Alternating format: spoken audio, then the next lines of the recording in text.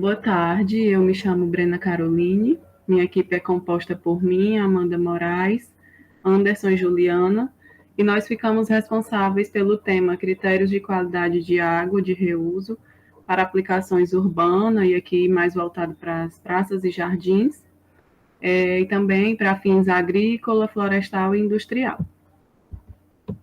Bom, a nossa apresentação está estruturada da seguinte forma.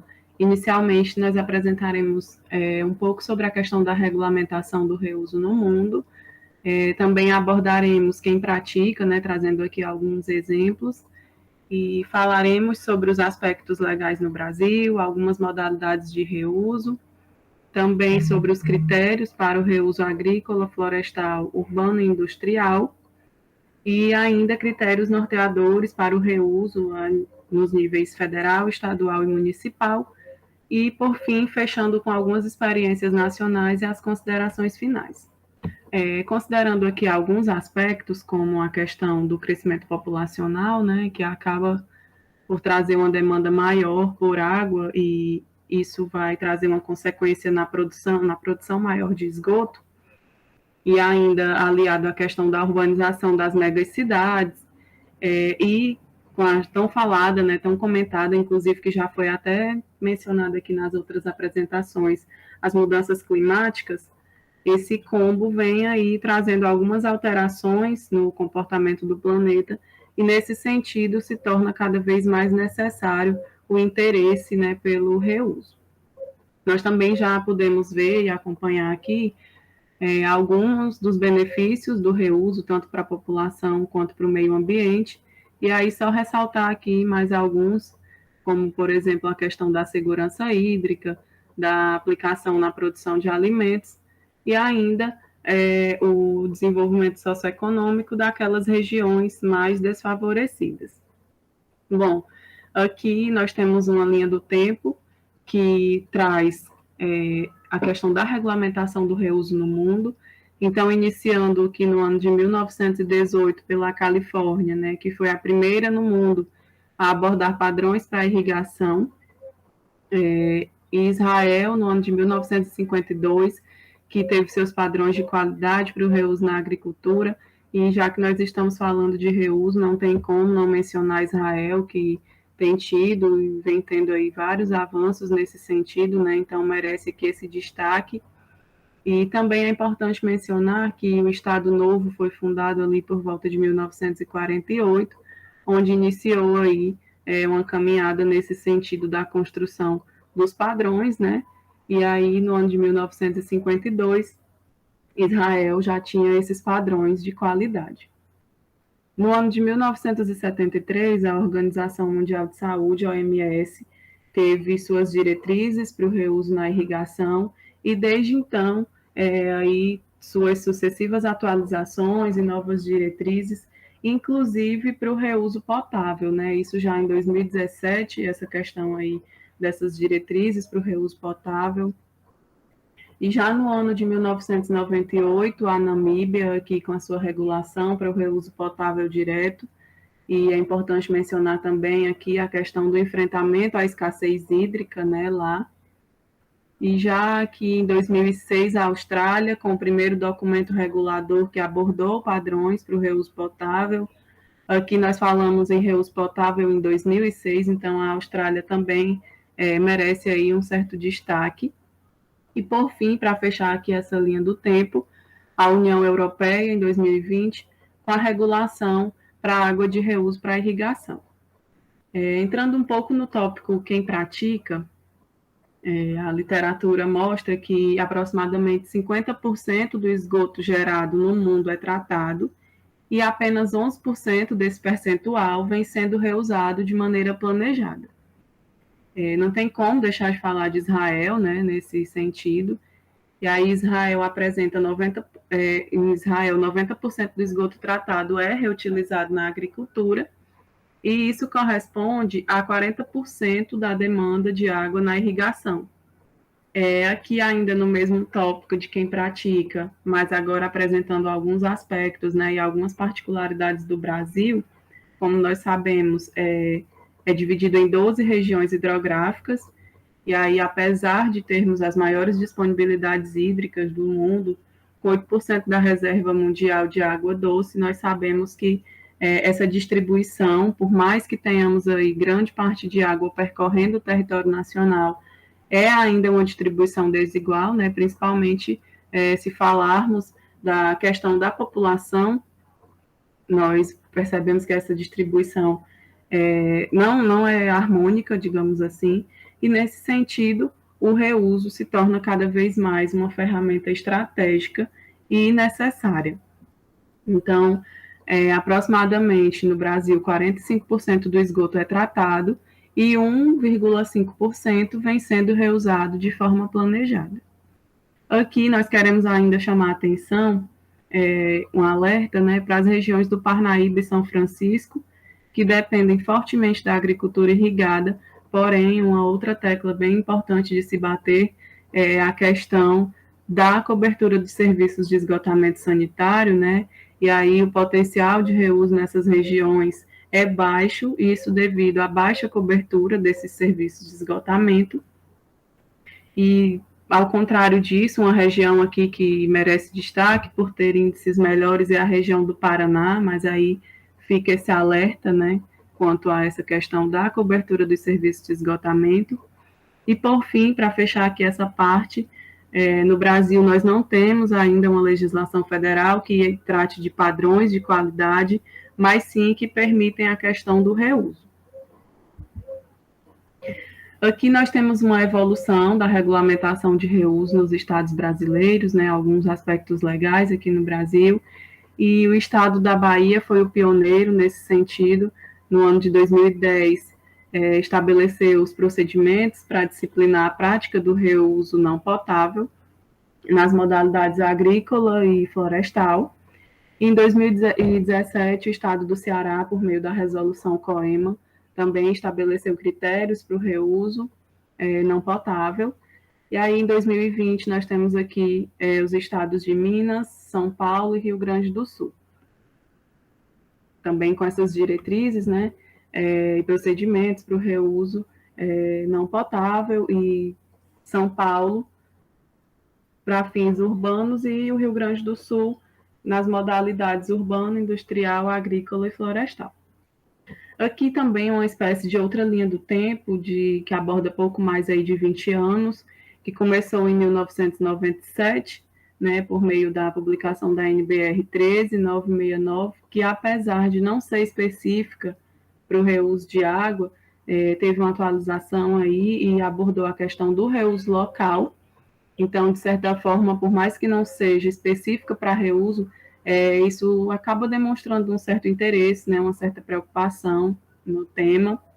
Essa linha do tempo, ela apresenta documentos mandatórios e não mandatórios, tá? Então, essa norma, ela é um documento não mandatório, e aí também o PROSAB, que é o Programa de Pesquisa e Saneamento, que definiu padrões para o reuso urbano na agricultura e aquicultura, e ainda, em 2018, o programa Interáguas, que é a nível federal, e nós podemos dizer que é a diretriz mais recente, mais avançada, apesar de não ser mandatória. Em 2005, por meio da resolução, aqui já falando dos documentos mandatórios, né? Então, a resolução do Comitê Nacional de Recursos Hídricos, a 54 de 2005, estabeleceu a prática do reuso, né? Por mais que não apresente ainda os padrões, não tenha definido padrões. E aí, seguido dos estados da Bahia, em 2010, dos estados de São Paulo, Ceará, Minas, Rio Grande do Sul, como nós mencionamos no slide anterior, e a CONAMA 430, que indica o reuso, porém não indica padrões. Certo, vamos tratar agora da modalidade de reuso de água. O nosso trabalho, ele trata das aplicações, né, de áreas urbanas, com foco em praças e jardins, agrícolas, florestais e industrial. Então, eu trouxe a descrição da resolução número 54 de 2005, do Conselho Nacional de Recursos Hídricos, que ela estabeleceu as modalidades, diretrizes e critérios gerais das práticas de reuso direto não potável de água. Então, ela diz que para fins urbanos tem-se a irrigação paisagística das cidades, lavagem de logradouros públicos e veículos, desobstrução de tubulações, construção civil, edificações, combate a incêndio, tudo isso na área urbana. Aqui já entraria a parte das praças e jardins, certo? Para fins agrícolas e florestais, tem-se a produção agrícola e o cultivo de florestas. Para fins industriais, seriam os processos, atividades e operações envolvidas, né? Ainda existem outras definições quanto às modalidades, né, de reuso, que seria da aquicultura e para fins ambientais, sendo que no nosso trabalho a gente não vai abordar essa parte. Pode passar. Bem, aí eu trouxe aqui algumas definições importantes que vão ser citadas no trabalho, né? Primeiro seria o de reuso agrícola, que ele pode ser classificado como restrito ou irrestrito. O restrito na agricultura seria a utilização na irrigação superficial, ou por aspersão, ou por cultivo hidropônico, que não utiliza o solo, apenas a água. De qualquer cultura não ingerida crua, que inclui culturas alimentícias e não alimentícias. Já no uso irrestrito da água na agricultura, ele vai incluir as culturas alimentícias consumidas cruas. A OMS, ela traz algumas opções, né, como cultivo de raízes e tubérculos, cultivo de folhosas, irrigação de plantas que se desenvolvem distante ou rentes ao nível do solo, né, da água de irrigação. O segundo ponto é o reuso urbano, que também é dividido entre restrito e irrestrito. No restrito, no restrito urbano, ele traz a irrigação de parques e canteiros de rodovias, por exemplo, os usos ornamentais e paisagísticos com acesso controlado ou restrito, desobstrução de tubulações, construção civil e edificações de combate a incêndio. Já no irrestrito, ele traz também irrigação, só que em campos de esporte, jardins e, em alguns casos, cemitérios. Os usos ornamentais e paisagísticos em áreas com acesso irrestrito ao público e limpeza de ruas e outros serviços de exposição. Bem, nessa tabela eu achei interessante porque foi inseridos as modalidades de uso, bem como as suas aplicações e os grupos de riscos e exposição.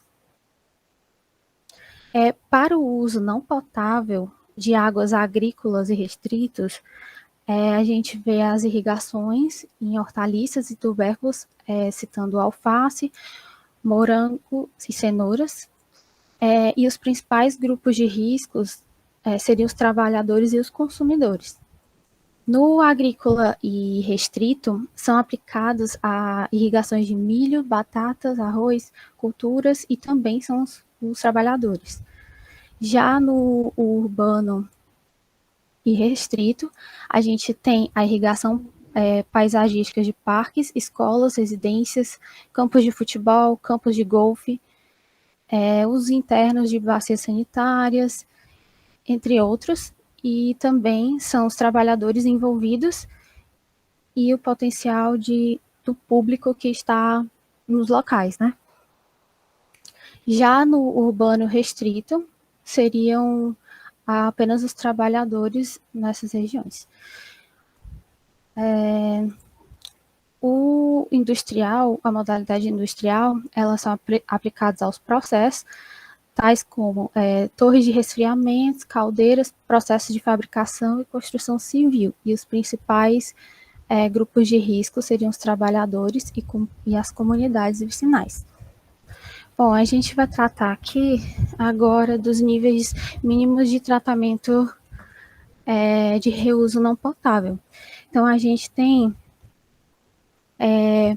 o efluente secundário, e que exige o nível de tratamento no mínimo de desinfecção, que seria o reuso agrícola restrito, o reuso urbano restrito e o uso industrial, que são os três que a gente está abordando. Já para o reuso agrícola irrestrito e urbano irrestrito, é necessário uma filtração e um processo de desinfecção. No processo de filtração, a gente tem, por exemplo, as mídias granular, a filtração rotativa com tecido, a filtração terciária com membranas, MBR, entre outros. E já no processo de desinfecção, seria utilizada a pasteurização, cloração, desinfecção por ultravioleta, ozônio ou ácido paracético, entre outros. E também pode ser utilizado algumas lagoas de maturação. Pronto, agora eu vou falar um pouco sobre os critérios, tá, do Programa de Desenvolvimento do Setor de Água, Interáguas, tá, mais voltado diretamente para a parte de reuso não potável. Como foi abordado até no final da apresentação da equipe anterior, até o Matheus fez uma breve introdução sobre o Interáguas, né?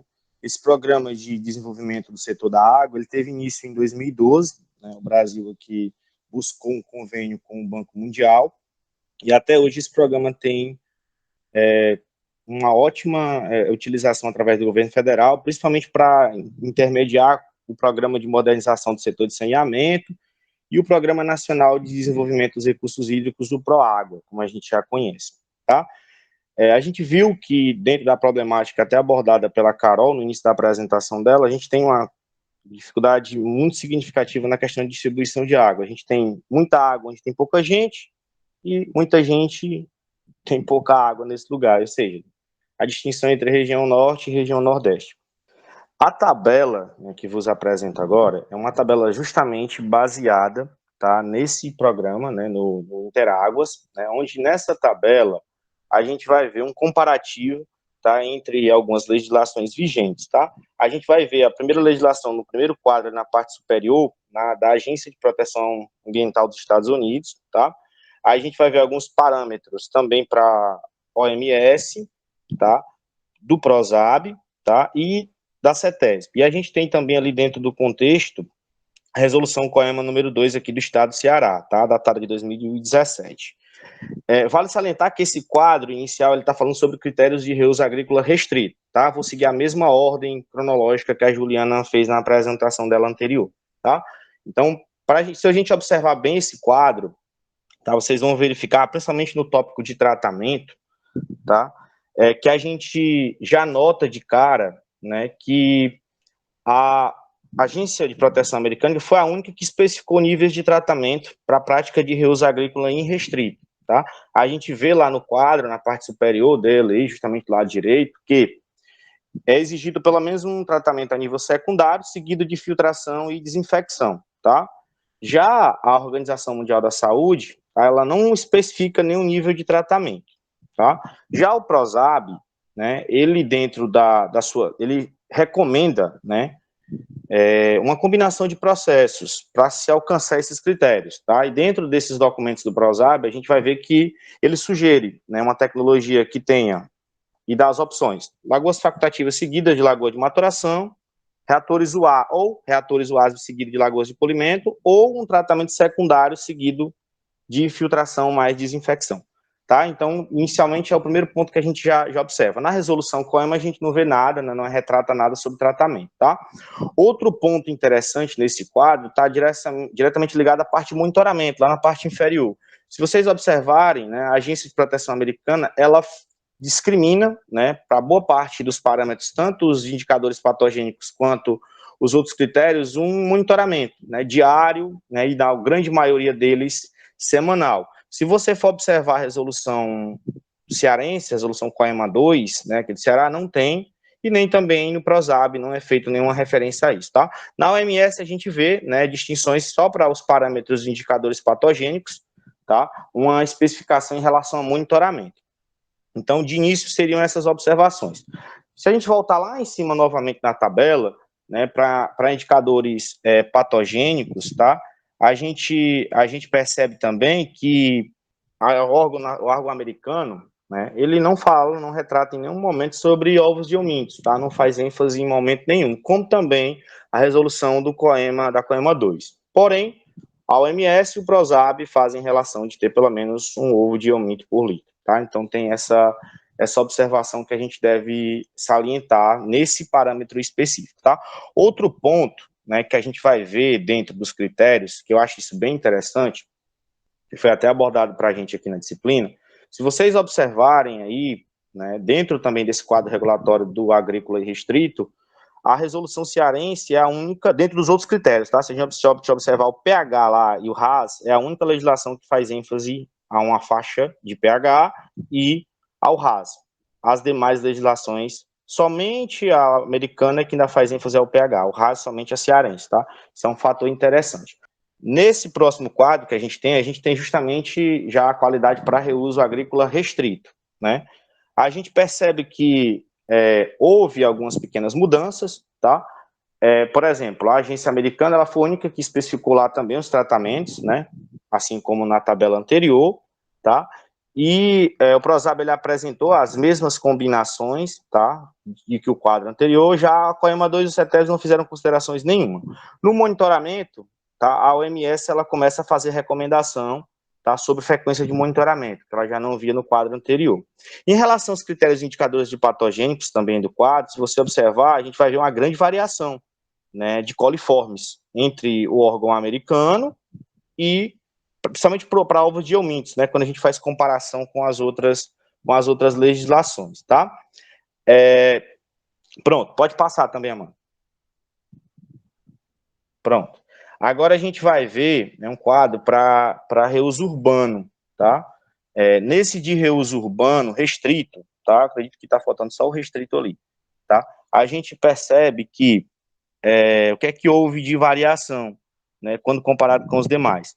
Nenhuma das legislações, nem a COEMA, nem as do PROSAB, nem muito menos a da Fiesp, que também está aparecendo dentro da apresentação, fazem em momento nenhum ênfase a monitoramento, somente a da Agência Americana de Proteção Ambiental, tá? Isso já é um ponto que se salienta. Novamente, somente a cearense faz ênfase a RAS, tá? E pH, tá? Entretanto, já dessa da Fiesp, que inclusive a Amanda, no seu final da sua apresentação, vai fazer ênfase o fato de algumas delas terem sido modificadas, principalmente lá em São Paulo, tá? A gente percebe que surge o pH lá, até na Fiesp, dentro do reuso urbano. Pronto, os de critério de reuso industrial, né, o que é que a gente quer observar, tá? O critério de coliformes termotolerantes, por exemplo, para a Fiesp, eles são baseados, tá, em requerimentos lá da Califórnia, tá? Isso a gente verificou dentro da pesquisa que a gente fez, olhando o produto 3, pessoal, tá? A Fiesp, ela também inclui alguns critérios específicos, tá, a tipo de aplicação da indústria, tá? Ela está no processo de revisão para modificar esse critério de coliforme termotolerância, tá? E a resolução do Ceará, ela não define condição mínima nenhuma, tá? Então, para reuso industrial, a COEMA não traz nenhum tipo de referência, não faz nenhum tipo de observação para esse critério, tá? Para reuso industrial.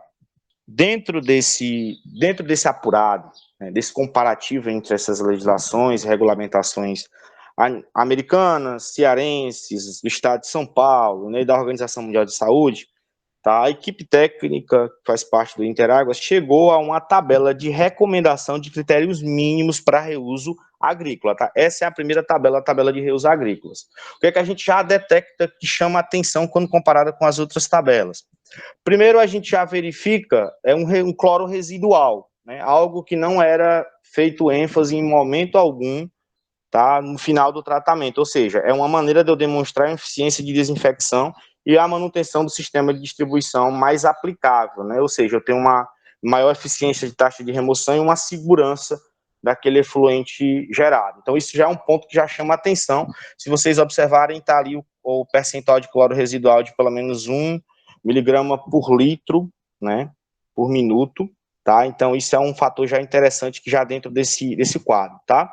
Outro tópico que também chama a atenção para o reuso agrícola restrito é que a gente tem uma recomendação de menos 10 a terceira número prováveis por 100 ml de coliformes termotolerantes, tá? Então, isso já é outro fator que também chama a atenção. Os ovos de eumintos, eles se mantêm menores que um ovo por litro, tá? Então, isso é outro fator que se repetiu, se a gente for comparar com as parte das legislações que a gente viu antes. A DBO, ela surge com um valor inferior a 15 miligramas por litro, para esse reuso agrícola em restrito, tá? E para o restrito, vocês estão vendo lá do lado direito, ela já aumenta um pouco mais para 30 miligramas por litro, tá? Para esse processo de desinfecção com cloro, que é o que está sendo indicado aí, né, adota-se esse residual que eu falei já anteriormente, um tempo de contato, né, o CT de 50 miligramas por minuto por litro, tá? De cloro livre para garantir a eficiência desse tratamento.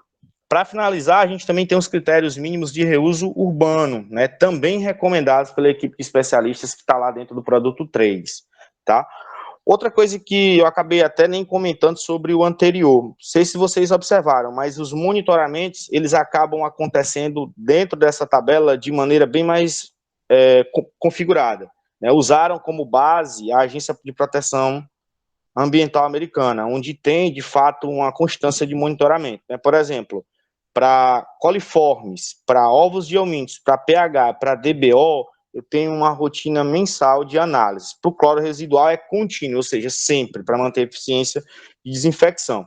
Tá? Isso para o reuso urbano restrito. Quando eu falo do irrestrito, tá, a gente percebe que a gente já aparece lá uma frequência de monitoramento de coliformes termotolerantes bem mais significativa, já passa a ser semanal, tá? Porém, outro fato também intrigante que está dentro da relação, tem uma relação direta, é a turbidez. Né? A turbidez ela acaba sendo analisada também de forma contínua para o reuso urbano em restrito, se a gente levar em consideração o fim, né, desse efluente tratado. Tá? Outro fato interessante também dentro dessa legislação, tá, é que, tanto intrigante até, né, os valores de turbidez para o restrito e irrestrito se mantêm em 5 unidades filométricas de turbidez, e o tratamento, né, o tratamento tem uma diferença, né, para o restrito, urbano restrito, eu tenho somente um secundário seguido de desinfecção, já para o urbano restrito, que foi até citado pela Juliana na apresentação, eu tenho um secundário, filtração, mais desinfecção. Tá? Então, basicamente seria esse, tá? O intuito da apresentação seria trazer para a gente esse comparativo, a gente entender um pouco do que é que tem dentro do produto 3 lá, do Interáguas, né? Que esse produto, ele traz esse apanhado sobre os critérios de qualidade, tá? De reuso, diretamente com os fins que a gente trabalhou dentro da apresentação, e lembrando, né, o intuito desses produtos é justamente elaborar uma proposta de plano de ações para instituir uma política de reuso de efluente tratado no Brasil. Tá? Então, a gente nota que o comparativo entre as legislações do exterior, as que a gente tem aqui no Ceará e as de São Paulo, né, levando em consideração o que foi apresentado pelo recomendado dos especialistas, a gente vê, né, uma distinção significativa em alguns parâmetros, e acaba sendo também um compilado em muitos deles, né? Muitos parâmetros acabam sendo repetidos e o mesmo valor de parâmetro adotado, tá? Então, eu vou dar prosseguimento à apresentação, a Amanda vai continuar agora com a parte de legislação, tá? Pronto. Então, dando continuidade à apresentação, eu vou apresentar alguns critérios norteadores para o reuso de água a nível federal, estadual e municipal. Como os colegas já falaram, não existe um instrumento legal a nível nacional no Brasil. Existem algumas diretrizes não mandatórias, como a do Interáguas, que o Anderson acabou de apresentar, e algumas mandatórias a nível estadual e municipal. E entre todos esses documentos, existem muitas discrepâncias. Então, aqui nessa sessão, nós vamos tentar trazer uma análise de um ponto de vista um pouco mais crítico, para que a gente possa compreender algumas origens dessas discrepâncias e como que isso se transpõe para a prática de reuso no Brasil. Pode passar, Carol. Bem, então, para esse tópico, nós nos fundamentamos especialmente em uma análise crítica sobre os padrões de qualidade de água de uso e reuso no Brasil. Essa é uma publicação do grupo da professora Ana Silvia, de 2020. Ela traz uma relação entre os aspectos legais, normativos e norteadores envolvidos na prática de uso e de reuso de água. Esse artigo, ele traz resultados para diversas modalidades, mas aqui nós vamos trazer um recorte para o que a gente está tratando hoje no seminário, né, que é para a frinha agrícola ou florestal, ou para o reuso urbano, mais específico para a irrigação de praças e jardins. Nessa sessão a gente não vai abordar o reuso industrial, porque o reuso industrial ele tem alguns critérios mínimos, e existem alguns parâmetros específicos para cada tipo de indústria, né? Então fica até um pouco complicado comparar. Além disso, nós também utilizamos as notas técnicas da edição especial da revista Gesta, que trata sobre esse assunto, né, do reuso de águas, mais especificamente a 1 e a 4. Aqui eu coloquei o link, se alguém tiver interesse, pode acessar essa edição especial, tem muita coisa muito interessante. Então, primeiro vamos tratar sobre reuso para aplicação agrícola ou florestal. Como eu disse, essa comparação ela vai se dar entre os padrões de uso e de reuso. Depois vocês vão entender melhor por que utilizar os padrões de uso. Mas com relação ao uso da água para irrigação agrícola ou florestal, esse está abordado no CONAMA 357, a classe 1. A água de classe 1 ela pode ser utilizada para irrigação de culturas que vão ser ingeridas cruas ou sem a retirada da película. A classe 2 para hortaliças, onde pode haver o contato com a água. E a classe 3, culturas arbóreas ou forrageiras, onde não vai haver o contato com a água. Já com relação ao reuso, esses padrões, os critérios, na verdade, eles estão dentro dos seguintes documentos. A nível federal, o Interáguas, que o Anderson apresentou, e o PROSAB, e a nível estadual, Bahia, Ceará, Rio Grande do Sul e Minas Gerais. Essa tabela aqui, eu montei uma adaptação a partir dos resultados do artigo do grupo da professora Ana Silvia, traz um recorte, né, como eu falei, aqui nesse primeiro momento, só para aplicação agrícola florestal. Esse quadrado vermelho aqui na coluna do documento é para a gente se atentar inicialmente para as terminologias diferentes entre essas legislações. No caso do Interáguas e do PROSAB, eles utilizam uma diferenciação muito clara entre restrito e irrestrito, como vocês podem ver, né, que, como a Juliana explicou no início da apresentação, está ligada com o acesso que o usuário pode ter à água. Já o Ceará e a Bahia utilizam uma outra terminologia, no caso, categoria A ou B, na A, culturas que podem ser ingeridas cruas, e na B, que não vão ser ingeridas cruas. O Rio Grande do Sul não apresenta nenhum tipo de distinção, e Minas Gerais traz uma outra terminologia, um outro critério, amplo ou limitado. Esse amplo ou limitado ele não está relacionado com o acesso que o usuário pode ter, mas sim com as possibilidades de aplicação dessa água. No caso, quando a gama de possibilidades é bastante extensa, ela é ampla, é considerado amplo, e quando a gama de possibilidades é bem menor, é considerado limitado.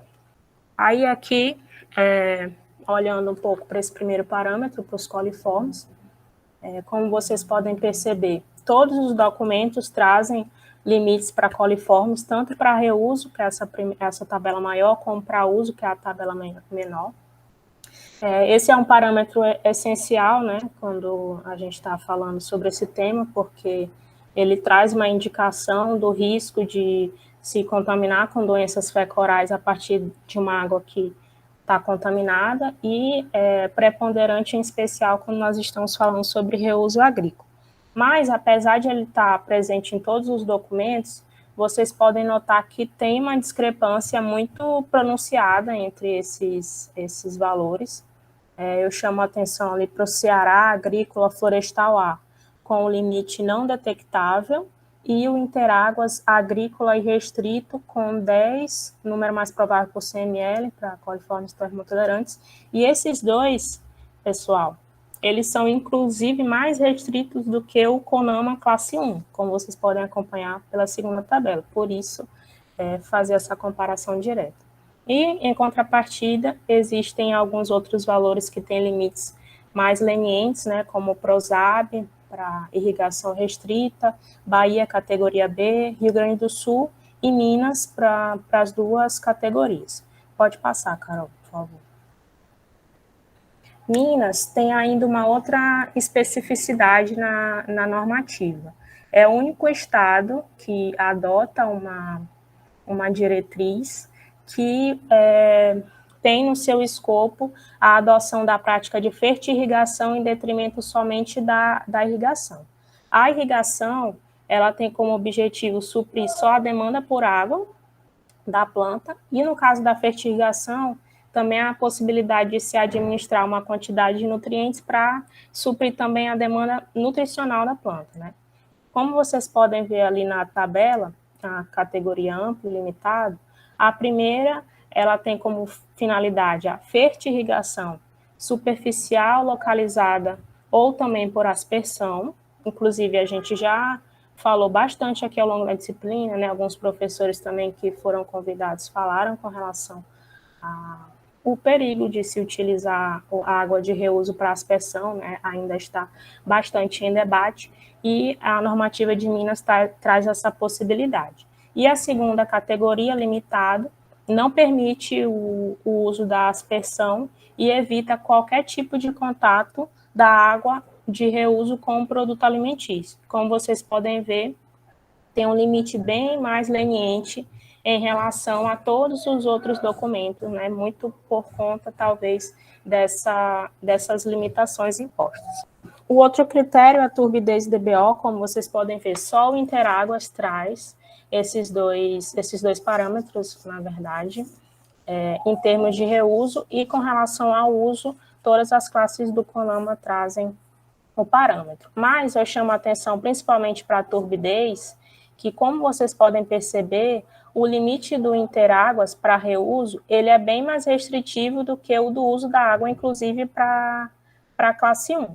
Isso é tido como um contrassenso, porque, como nós sabemos, né, a turbidez, a presença, uma turbidez mais elevada, né, a presença de sólidos em suspensão mais elevada, pode servir, os sólidos em suspensão, eles podem acabar servindo de nicho de proteção para diversos organismos patogênicos e podem, inclusive, prejudicar a desinfecção da água. Então, esse é um ponto de atenção, e talvez por isso o Interáguas tenha incluído um padrão mais restritivo para esse parâmetro. Tá. Como o Anderson falou, o Interáguas saiu na frente também com relação ao cloro residual, né? Incluiu esse parâmetro. Ele traz uma garantia maior de proteção durante a distribuição e reservação, mas, do ponto de vista da água de reuso, é preciso também ter atenção com relação a esse parâmetro, porque o cloro ele pode danificar a estrutura do solo e da planta nos processos de irrigação, porque as culturas elas têm uma tolerância muito baixa ao cloro, então pode acabar, inclusive, decorrendo em consequências negativas para essas culturas irrigadas. Com relação agora à aplicação urbana para praças e jardins, com relação ao uso, esse está dentro da CONAMA 357 também, para a classe 2, e com relação ao reuso, os documentos são, a nível federal, Interáguas, Prosab, a NBR 16783 de 2019, a nível municipal, Campinas, e a nível estadual, Ceará, São Paulo e Rio Grande do Sul. Como a gente pode ver, também todos os documentos trazem limites para coliformes, mas também existem muitas discrepâncias, né, assim como o reuso para aplicação agrícola.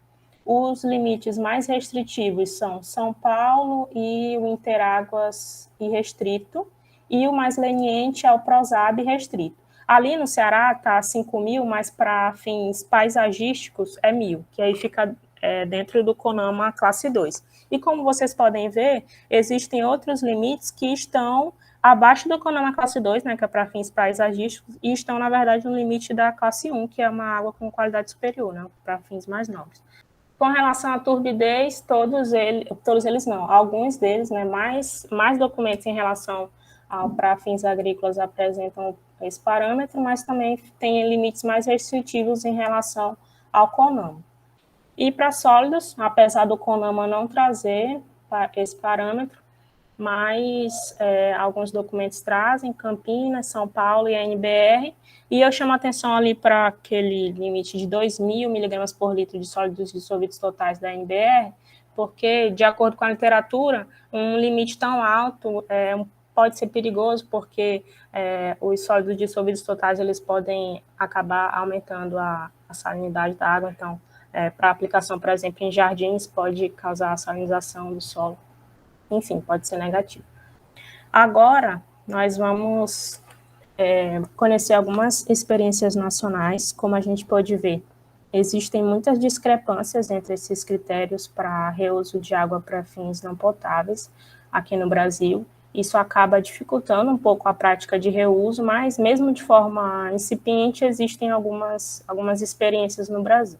Para aplicação urbana, para praças e jardins, eu confesso que foi até um pouco difícil achar para essa aplicação.